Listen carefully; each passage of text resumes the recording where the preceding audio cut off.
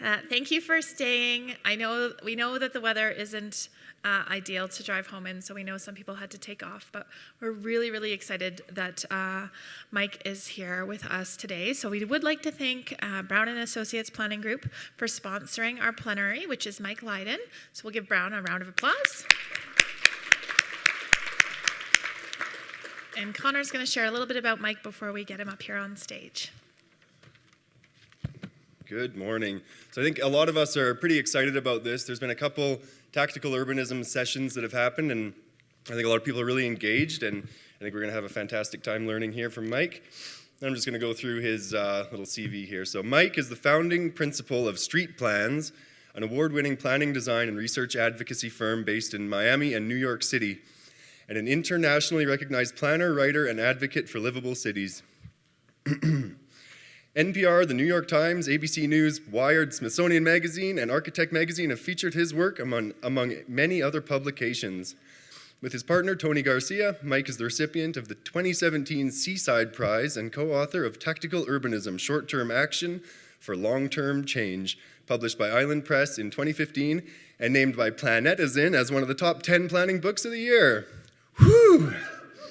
Mike received a BA in American Cultural Studies from Bates College and a master's in urban planning from the University of Michigan. He lives in Brooklyn, New York with his wife and son and encourages you to trade 4 wheels for 2. Please help me welcome Mike to the stage.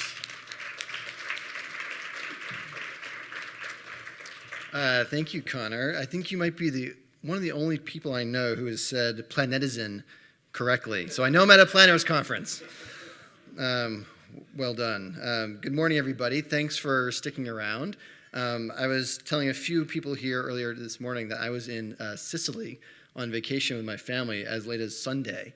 So my head's kind of on a swivel going from Sicily to where we are now, which is extremely beautiful, but did not expect 16 inches of snow. But this was yesterday in Calgary. I spent a couple hours walking around the city center. Had some tips from Brent Todderin, who I'm sure a lot of you know, who told me a few good things to go see, so that was great. This is my first time in this region, so obviously a newbie, but it's one, beautiful, and two, really exciting to see all the things that are going on around at least Calgary, which I saw. We are based in Miami and New York. We do a lot of projects in transportation, urban design, land use. We have architects on staff, but obviously I'm here today to talk to you about a lot of our placemaking and tactical urbanism work. And the tactical urbanism work is generally what we bring to the table as part of larger planning and design projects. It's part of our methodology for working with people in cities. So I hope that you will walk away today with more familiarity with this idea and the benefits associated with it. In fact, how many of you feel like you're pretty well versed in at least what tactical urbanism is? All right, at least half of you. That's great. I would love for you to understand how this is a methodology for improving project delivery, how we do planning and get physical results at the end. Understand that there can be policies, programs, things that you can do as planners to actually institutionalize this as an approach to planning in your communities. And then hope you're inspired. I hope you look at some of the projects I'm going to share today and think about how this might apply to your street, your block, your neighborhood, in your city. So as planners, we are excited about and tasked with envisioning and helping bring forward change in our communities. And this idea of seeing what is and what could be has always attracted me to the field. I've always loved cities and always thought about how can we make them just better for people. This is a picture of the Upper West Side in New York City, a lovely neighborhood. But we were asked by a local nonprofit to kind of envision the streets of the future. If we're going to have less cars, maybe autonomous vehicles, maybe yes, but more space for people and more efficiency in our communities. And so we create a vision, right? And that's great. That's the easy part. It's actually really easy to create the pretty picture. And in my early career, and when I was in grad school and learning all about planning, I thought this was 90% of the work. You just give the vision and you hand it off and you say, okay, now go build it. But then I realized very quickly in my first job that then you have to go and talk to neighbors or include the neighbors, and these lovely people then turn into this, right? Change is really hard. And I learned that again very quickly, and it might be part of the reason why 80% of our plans are never implemented. Now, I'm sure all of you in this room are doing better here in Alberta, but it was frustrating early on to realize the timelines. And yes, you might get certain things out of a 20-year vision done, and that's great. But the vast majority of things, and all the energy and the time and the resources and the people that we work with to make our cities and our towns more livable, often just sits there between the covers of a plan.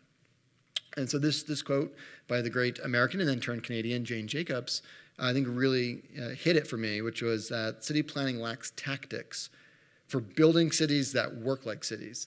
And if I could put myself into Jane's head, what I think she meant by that was it's not big top-down strategic plans and visions that make cities great. It's all the little decisions, parcel by parcel, block by block, building by building, that adds up to be a great place, a really urban, diverse, mixture of people and neighborhoods.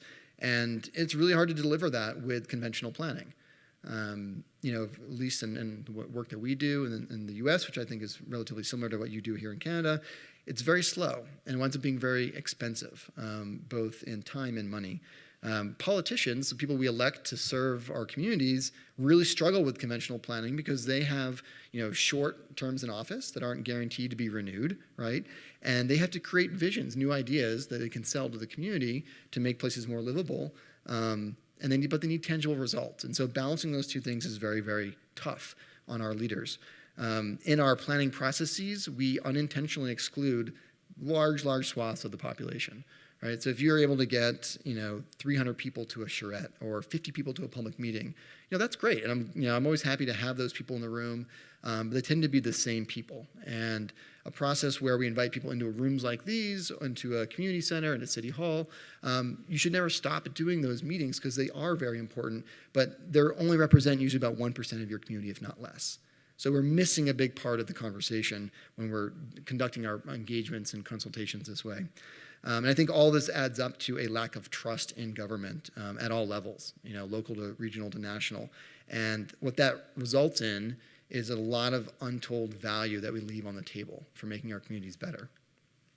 So we need new ways to build cities together. And what we've been doing at Street Plans with lots of like-minded people and partners and colleagues and clients over the last 10 years is figuring out how to do that. And one of the key ways we do that is through tactical urbanism. And so we've defined this idea as something that can be led by a city, you as planners. It can be led by organizations and NGOs, community groups, and it can be led by individual citizens. And it's all about these short-term, initially very low cost, but scalable projects that from the beginning are intended to create long-term change. So we don't categorize or discuss projects being tactical if they don't have something from the very beginning that is looking at the 10 years out, it's looking at the 20 years out, right? So we try to reverse kind of engineer that process and figure out what can we do today, what can we do with the resources at hand to start to make some momentum happen. And so as some of you may know, we've written a lot about this idea, and we've written about it in a lot of different contexts. I started to realize this was a movement that was coalescing, kind of a form of practice around 2009, 2010. And at that time, I had just started our company. And as I like to say, I was very project poor, but idea rich. So I had spare time, and I put that into the first couple of publications. And we shared those online for free, which I think was key. And the idea kind of just spread like wildfire because it was something that was already happening in places globally. We just didn't have a term or a name for it or a set of principles. So we've gone on to produce a lot of different free guides. You can access them all at that website. We had the Island Press book, which was interesting. It was almost like we wrote that book like a tactical project in that it was very iterative. We were practicing the idea of what is this movement, how is it being practiced, what are the best ways to conduct tactical urbanism projects in these 4 volumes before we wrote that book. And more recently, we've been working on the really nitty-gritty details and sharing, materials and design guides and things that we can, help you all do what you need to do in your communities to implement. But we recognize very squarely up front that this is not new, right? Back to Jane Jacobs' quote, this is the impulse of human beings is to make their places better for themselves and their families and community, right? So there's always been this impulse in our communities to change them and make them better and more livable, whether we call it something or not. And so here's a bunch of historical images. Lower left there is some pop-up parks from the early 70s in San Francisco that were done by an artist as commentary on the loss of open space in the city as they were building more highways at that time through neighborhoods. Or the lower right there is in Montreal, when activists were out in the middle of the night painting their own bike lanes, some of the first in the city. And you think about where their head was at in the early 70s and then where Montreal is now with its network and its bike sharing and its mode share and all that. It's a really interesting part of the story. So this is not new at all. And it's not just for Montreal and Calgary and Edmonton. This is about smaller communities getting together and working on projects. And in fact, in our experience, we've worked in all these rural places and small towns and lots of suburban environments.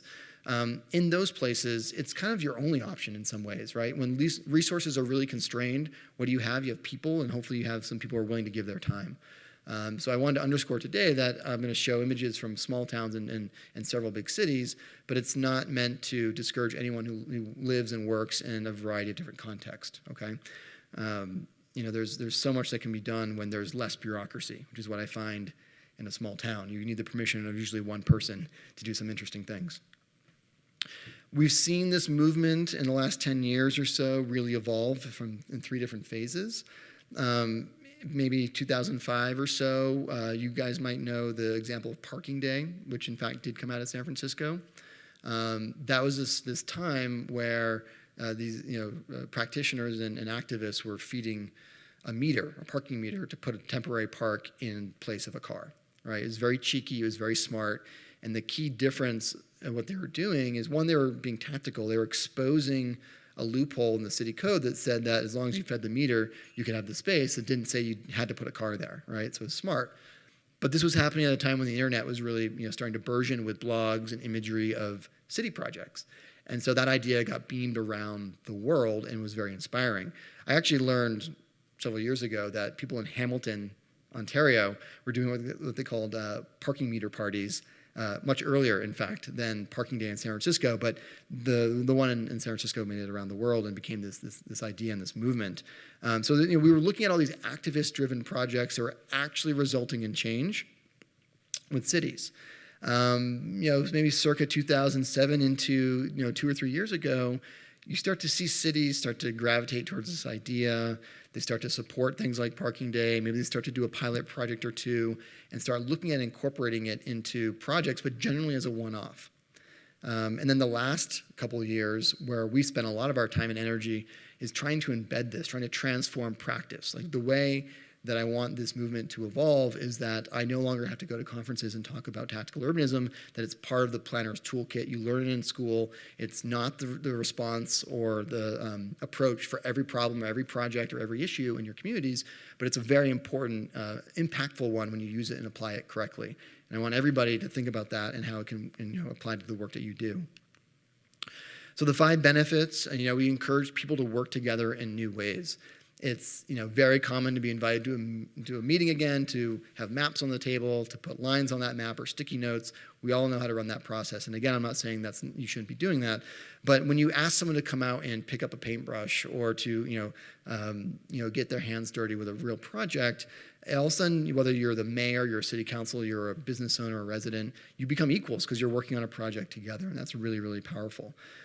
We allow people with this methodology to experience a different reality today with a low risk. So when you make a transformation, it's just for a weekend or a week or a month, people can see really what we're talking about with our ideas. We all read maps, we read renderings, we understand what we're talking about, we understand code. The vast majority of human beings have no idea what that stuff is, right? So this is a way to translate those ideas to physical reality.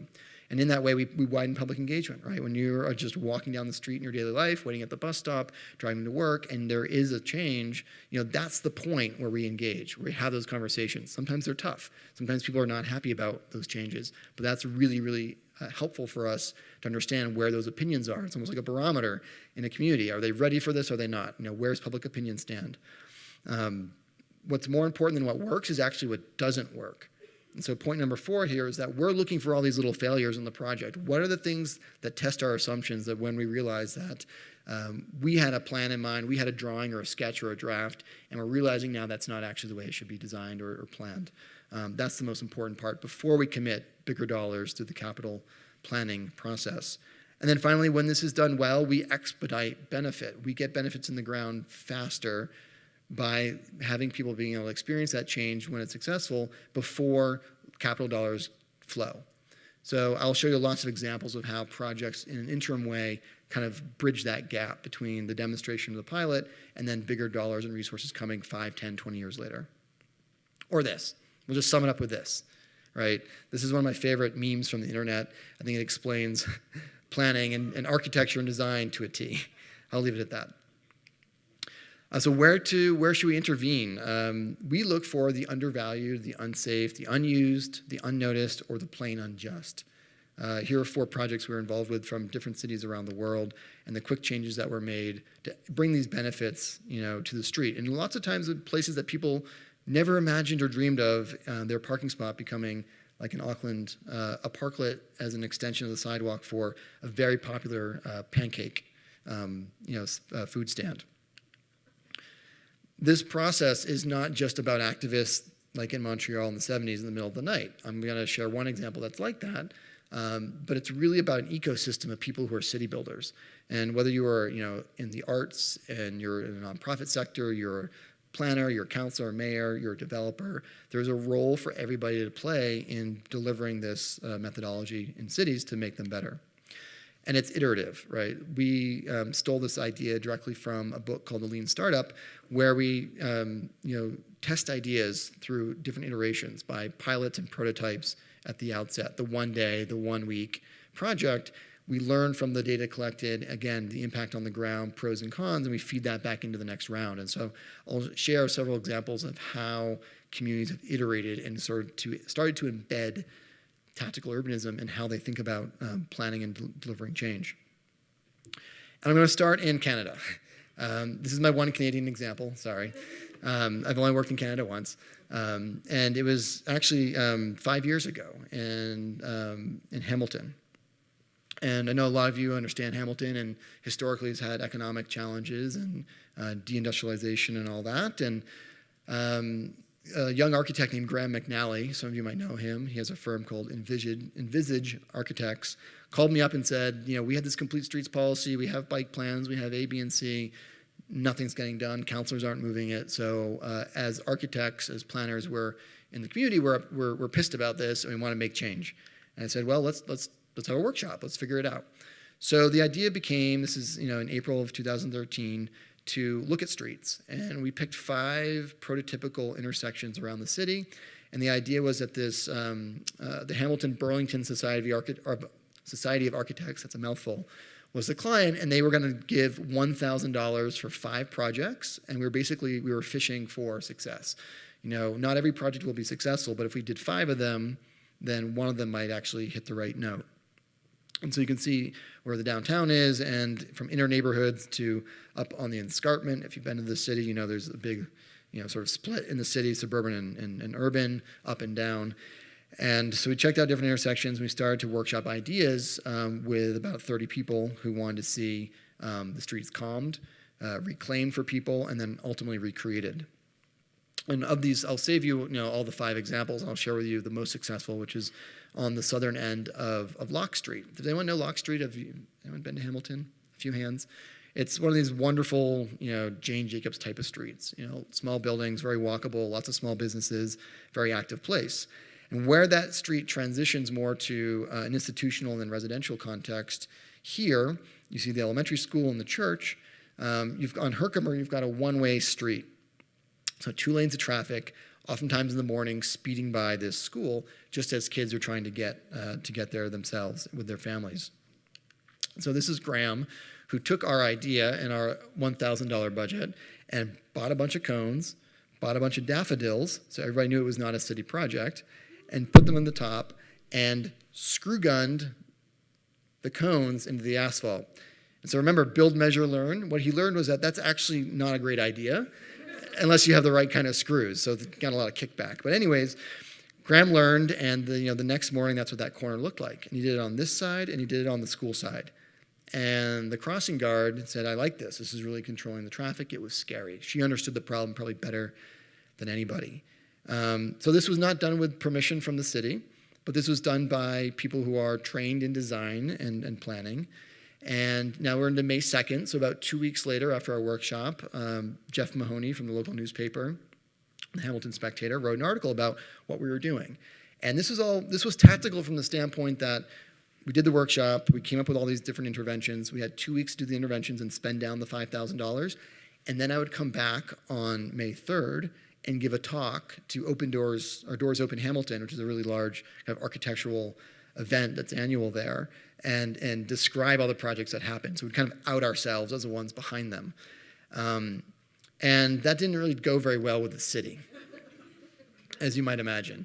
And so there was this memo that was circulated by the city manager who said that these projects are illegal, they're potentially unsafe, and we have to remove them immediately. So some of them were more like performance-based, but the one on Locke and Herkimer was actually in place for more than a week.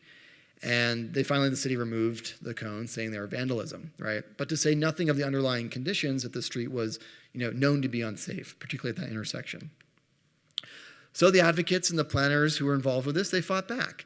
They created a very cheeky kind of social media campaign where they started blasting this around the internet. Do not approach the tactical urbanists directly. Please wait for the police to arrive. So you can understand how this is starting to go over. They had another one. If you see something remotely progressive, report it. Only you can stop urbanism. And so at this point, you probably a lot of you work in city planning offices. You start to feel a little bit embarrassed. Like the city's starting to feel like, all right, we're starting to get the joke here. Maybe we should actually sit down and have a conversation with these people. So this is now becoming a national story. This is CBC has picked up this story on May 19th and says the city is going to negotiate with these tactical urbanists. And so there's a meeting of the city and the designers and the advocates, and then the city started to realize, oh, this is Graham, this is A, B, and C person who's known to be trusted and does projects with the city, and it's not so scary. All right, let's start talking about this. 4 days later, with this sketch basically on a napkin, the city went back to that same intersection and installed a permanent kind of pilot project on those two corners, exactly where Graham had put those cones. 5 days later, it was in the ground. Okay, so we went from having no support, in early May to now having the first pilot project done on that same intersection, which is exactly the point, right? We're talking about short-term action for long-term change. And then they added the ugly white sticks, but be them as they may, there they were. And the city actually started to get a lot of really positive feedback. And, within that week, they're like, wow, actually people are calling us, writing us, saying we want more of this in a positive way. That's a good thing. You want communities calling you and saying, we love this, let's get more of it, not you're screwing up our city, we're upset at you, we're angry, right? So this kind of flipped the script on that. And so, by the way, Raise the Hammer did an amazing job recording all this.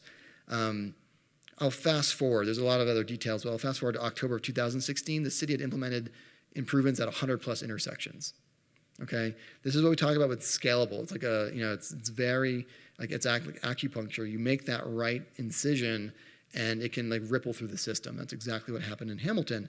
And so city councilors started putting up their hands and saying, well, we've had complaints at X, Y, and Z intersection for years. This is extremely low cost. Let's go do more and more of them. So these benefits were put into place in these neighborhoods long before the curb and concrete could be expanded and the crossing distances could be shorter and more visible crosswalks could be made.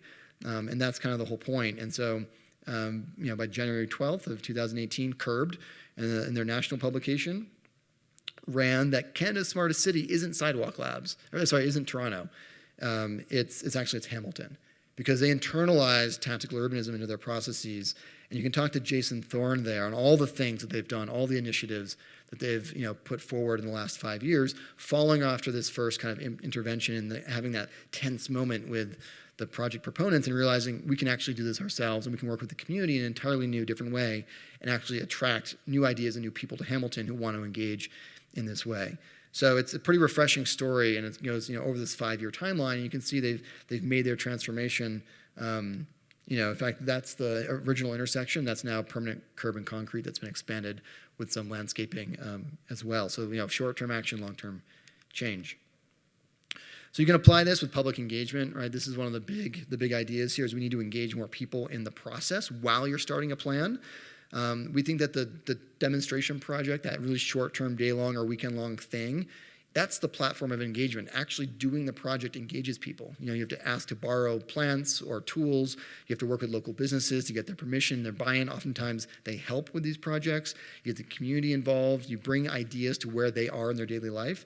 And that's why you do these projects on the short-term scale.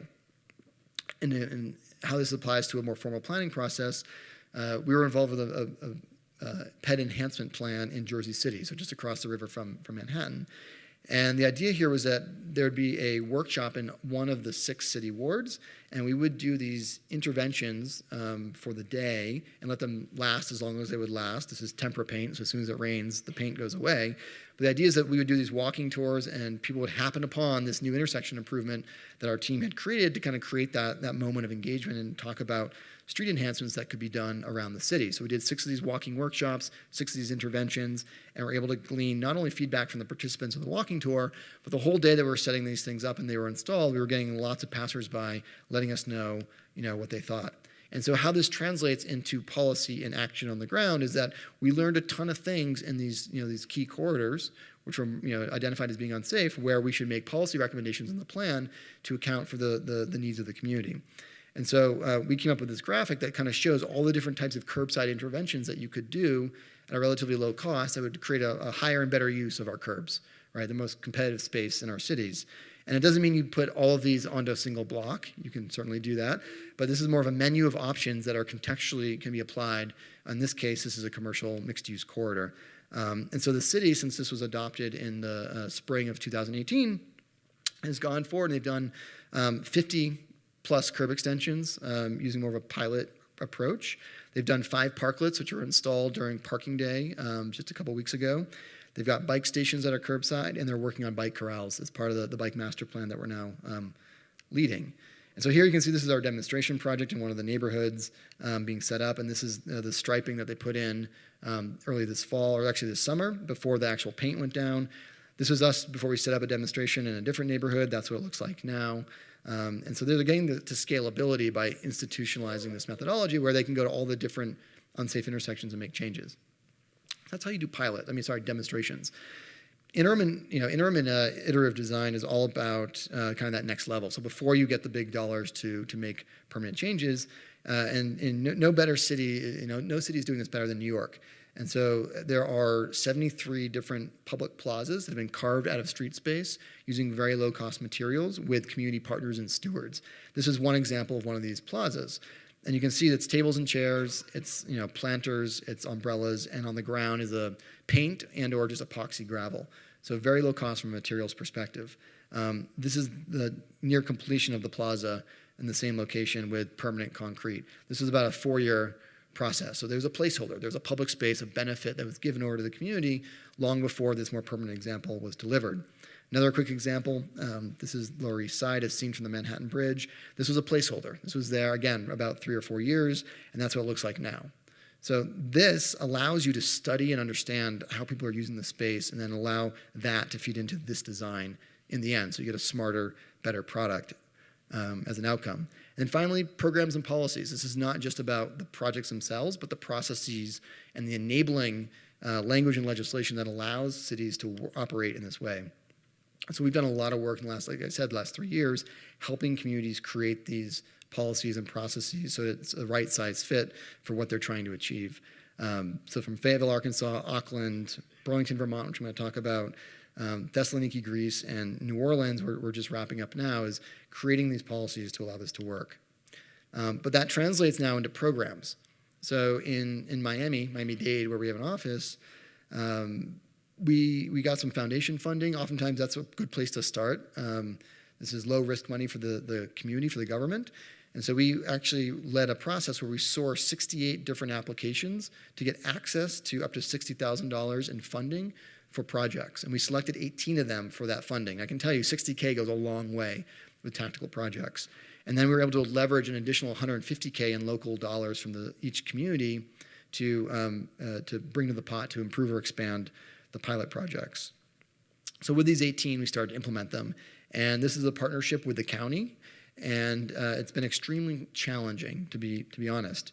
And so delivering these projects, what we do at Street Plans, we are the technical partner for the local community groups or the city, and we deliver the change. But getting to this point, because a lot of the county controls the process and then a lot of the major right-of-ways, it was very hard. So we had to go back to the county commission and say, you're in theory supporting this program and this plan, but you're making it extremely difficult. We're wasting all of our time and energy just trying to get to yes inside the county, let alone with the local jurisdictions.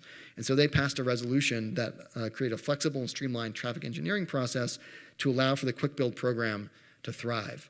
And I can't say it's been 100% easier, but it's getting better and better the more projects that we're implementing on the list of 18. And now that we have this resolution that the county has to actually support the work that we're doing with the community groups. So here you can see a plaza transformation that's become the home to a weekly farmers market and then a First Fridays event. So adding the programming on top of what the community wants to see in their neighborhood. All right, I'm going to end with just two slightly longer stories of examples. One in Miami, one in Brewington, Vermont. So big city and very small city. So back in 2011, this is my partner Tony. He's the one standing up. We did parking day for the first time. We wrote this manual on tactical urbanism. We want to actually go try the parking day thing. And so this is the installation, and it was one block off the major thoroughfare, which is called Biscayne Boulevard. I'll show you in a minute. And the intervention was a success. We had lots of great people who came by and said, this is funny, this is wonderful, we want to see more of this. One of our colleagues came up to us and said, guys, this is great and all, but this is not solving the major problem in downtown Miami. The major problem is that people literally can't cross the street to access the major public space, the downtown park, because there's 8 lanes of traffic that are a barrier and 100-foot wide parking medians that used to be a boulevard, condition, and it's unsafe.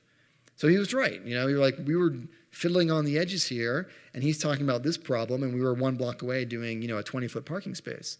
So he kind of challenged us, and I'm glad that he did. And so we worked with the Miami Foundation, got a $10,000 grant, which at the time seemed like a lot, and $7,500 of those dollars went to paying off the parking authority, which seemed absurd. But we were able to enlist 30 different partners to deliver a week-long project. And why we did that was because we were in CYA, cover your ass mode. And what we also knew is that if this project was a failure, we could spread the blame amongst 30 organizations and people. If it was a success, we could actually take the credit and spread it throughout the entire community and everyone's networks and make people understand the value. So this was the project installed in a day, turf donated from the Miami Marlins, fire department volunteered to water the grass, programming done by all these different partners, and we had a really, really positive response. So this is iteration number 1. What this project did was it shook loose the capacity and the Downtown Development Authority in the city to think about that transformation of that right-of-way. So this is a plan that was developed a year later that looked at shrinking the roadway from 8 lanes down to 4, and then converting those medians back into public space and adding bike facilities, on-street parking, et cetera. All things that are missing from that key corridor. With a plan in hand, that then informed the next second iteration of work on this project, which is called Biscayne Green. And this project was done in collaboration with the Downtown Development Authority and was going from the 1 week to a month. Okay, so we're scaling it up to that next level to do another round of tests. And it wasn't 1 of the medians, it was 3 of the 6. So we're going even bigger and larger. And so we worked with dozens and dozens of volunteers, lots of different other organizations and partners, and went out in over 4 days. We installed the project on the 3 blocks. And we learned a lot from 2012 to 2017 on this methodology. What we found, which is so important with DOTs and engineers, is that because it was only 30 days, we were able to do things that they don't normally allow, like painted crosswalks that had art in them. We were able to add on street parking and these, city bike docks, which, normally this is a travel lane. So you can imagine walking on this sidewalk with all the obstacles and the cars whizzing by is not comfortable. This changed that condition immediately. So people started to flock there, whether to walk their dog, take part in the exercise classes, work for the day. It became a very exciting place, the public space that was missing in the heart of downtown Miami. And then at night, it was a party. We had markets, we had music, we had beer, and thousands of people came out to enjoy this space. So over the course of the month, it was actually live for 23 days, and we do a lot of evaluation of our projects. And what we learned was that we had 20,000 users come through the space. So that's the point, is not 200 through the planning process and meetings, but 20,000 who get excited and engaged in transforming the street. And the point here too is that it's more powerful not only to set it up, but to take it away. When you take the project away, that's when you create a strong bond in the community that says, we want to see this come back. And that's also partially the point. What we learned is a lot of key things. I won't run through all these metrics and the data, but one of the key things we learned was that there was an imbalance between men and women. So we had 59% men who were in the space and 41% women. So we realized if we're going to actually design this for the long term, there's something about the design and the programming that has to change to be more inclusive and welcoming. So again, the value of doing the test is we learned all of that ahead of time.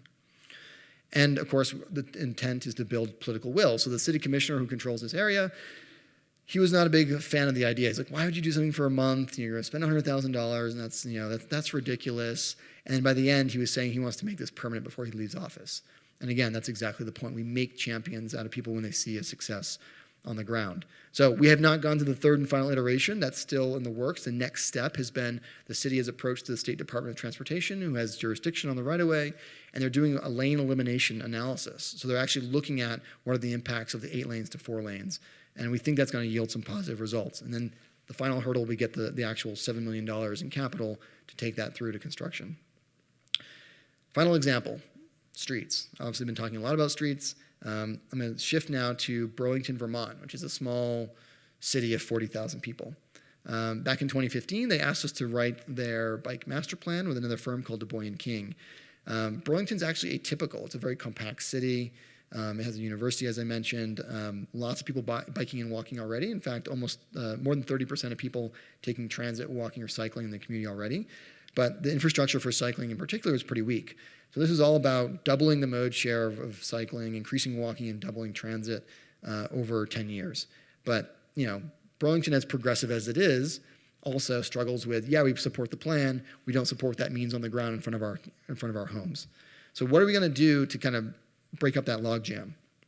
Well, Peggy O'Neill, the citizen, just as we started this planning process, she came to the city and said, I want to do a pop-up one-day protected bike lane to connect my kids and my neighborhood with their school. And the city said, Peggy, that's a great idea. We're looking at protected bike lanes in our new bike master plan. That's consistent. But unfortunately, there's no way we can say yes to you. What about the liability? What about the design? What materials? We have no process for this. And so they said no. And that's obviously at the point where you've a make or break situation. By saying no, they took someone's energy, their passion, and their commitment to bring their neighbors along and helping with this, and they squashed it. And that's an opportunity that was clearly lost. And to this point, Peter Block, an author, says, citizens in your community want to know what they can do, not what they can't do. And so we sat down with the city and we said, look, you have a history of doing this. That pedestrian street I showed you at the beginning of this case study, this is how that was prototyped, again, in the early 70s. So again, this is not new. Their best street, which is probably the best performing economically, the 4 blocks in all of Vermont, was tactically delivered back in the 70s, back when on-street dining wasn't even allowed. And we said, this is an opportunity to engage people and harness that energy in a positive way. And so we spoke to the city, they got excited and said, okay, let's come up with a framework that can help us do demonstration projects. And that was, we want to make it easy and low cost on citizens and advocates, but also make it so there were standards and protocol and clarity on the city side.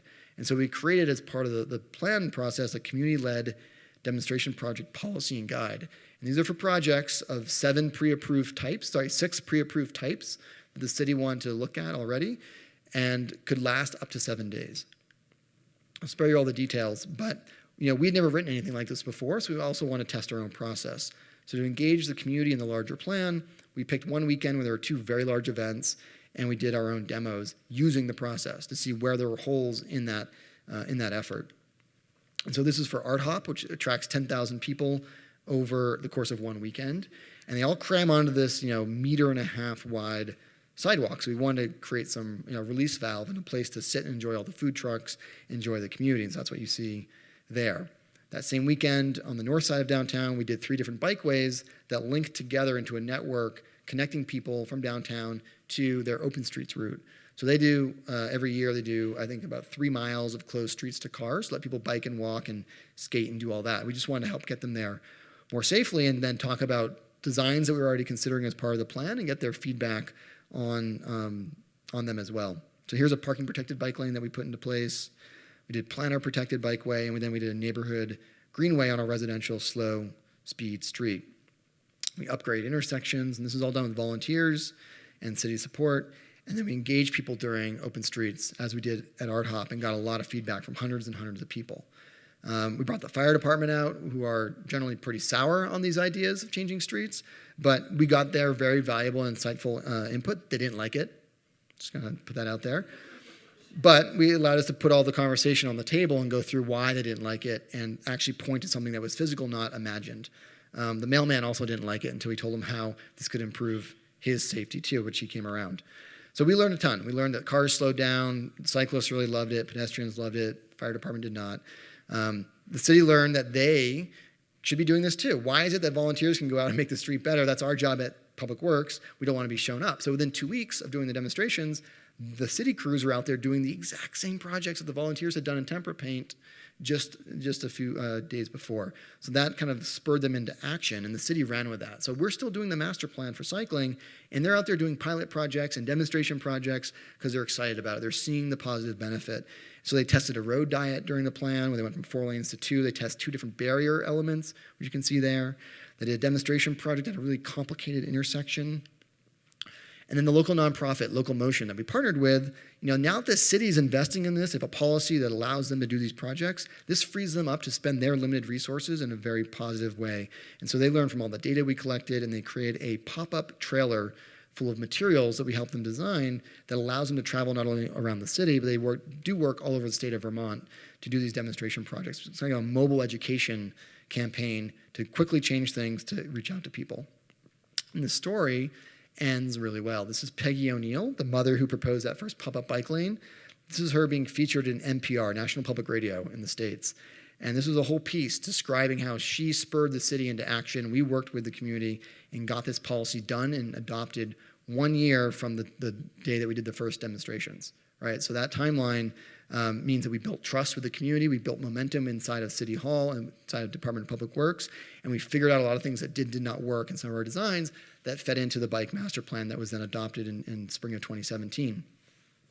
So moving that forward in those next iterations, right, is how do we implement a plan is with something that we've been just finishing up recently, which is a quick build design and materials and standards guide, which is intended to take implementation plans that we've helped create on those priority projects on key corridors in the city and actually lay out the standards of design and materials that can be used to implement them, whether they're curb extensions, bike lanes, plazas, chicanes, all that sort of stuff in the toolbox. And again, the city, before we even finished the quick build manual, was out there upgrading. What you see on the left is a demonstration project that we did, and on the right is the city putting in those ugly white sticks to create a protected bike lane. And I was just back there. We're starting a new project this in September, and they've implemented their neighborhood Greenway, which we also tested in that first round. We did a block of neighborhood Greenway. They're testing different materials, different design types, different barrier elements. We designed the neighborhood Greenway signage to help direct people around this route. And it's a 1.25 mile long corridor that is now connecting people through a number of different neighborhoods. So they've gone full into this stuff to implement using the quick build guide, that interim bridge building approach before long-term investment is made. So we've learned 2 really important things in all this work. People are really hungry for this, both inside of cities and as advocates in communities. They want to see things done differently. People as planners, right, we want to get things done. We don't want 80% to sit on the shelf. We want more of it to get implemented. But if that's going to happen, cities and citizens, we need policies and programs, design, stewardship guidance, things that make this all work in an ecosystem. So putting those parts and pieces together is absolutely critical to getting to scalability, replicability, and making this change at a much larger level and not just a one-off, parking day installation on one Friday in September. So the methodology, a lot of small text here, you can read about this in our materials and design guide, but the demonstration project is 1 to 7 days. There's a process, materials kind of approach to that. Pilot projects 1 month to 1 year. Interim design 1 year to say 5 years, even longer sometimes. And then that all feeds into the capital investment process. And of course you can get from demonstration to capital. You can go straight to capital. There's lots of ways to mix and match this. But what we're saying is there's a real tool kit here that we've now established that any city can utilize. So the next guidance that we're putting together is for transit. There's been a ton of interest in bus lanes, improving bus stops, information flow, light rail stations, et cetera. So we're working with a number of organizations to put together this tactical transit study to work on that issue. In conclusion, this is not about the park or the bus stop, the street or the building, right? This isn't about physical things. That is the outcome, right? And oftentimes, but really what this is about is people, right? We're building trust again in communities. We're collaborating in new ways.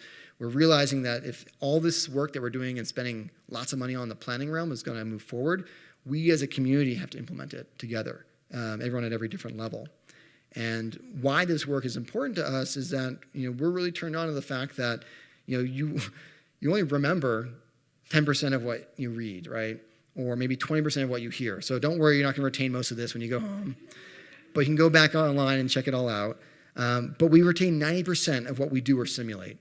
So when we do demonstrations, when we do pilots together as communities, people really understand that in a visceral way that's extremely different from plans and policies and fancy maps, right? So we want to simulate this change to actually get that change to happen. Thank you.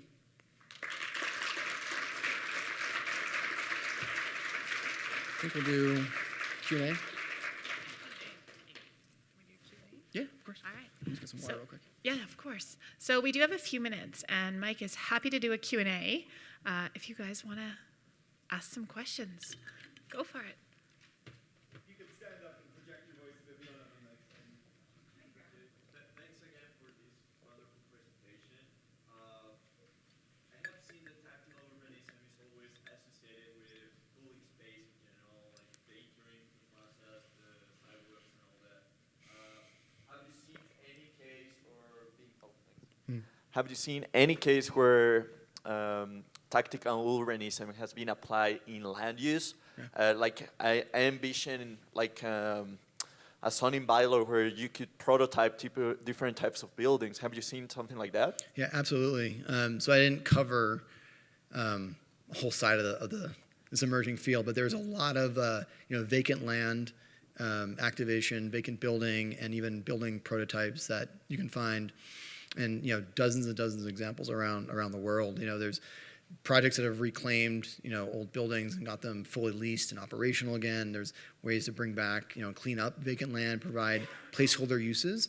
It's a really smart strategy for developers who have to go through the entitlement process and hold that land. One way to engage the community and bring value and benefit, even leasable space, to their raw land is to do pop-ups and interim sites and programming. Of course, that does take commitment to resources, but it provides a lot of value for the community. And ultimately, it allows the developer to test different tenants and ideas and uses as they're designing and building out whatever it is they're going to construct.